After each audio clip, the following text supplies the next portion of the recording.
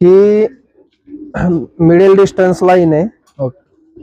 ही 3 वर्ष माझ्याकडं 500 पर्यंत प्लेसमेंट आहे. ही फिमेल ओके. एवढी लाईन आहे.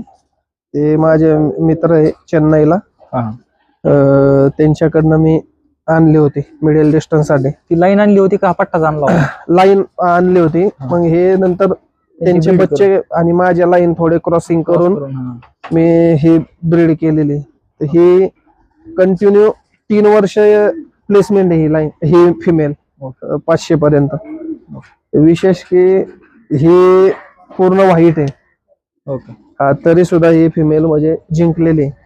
कलर पडला थोडासा, कलर पक्षी असेल तर जरा थोडं शिकऱ्यांचं अटॅकचं प्रमाण असतं, पण त्यांच्यावर धोका जास्त राहतो.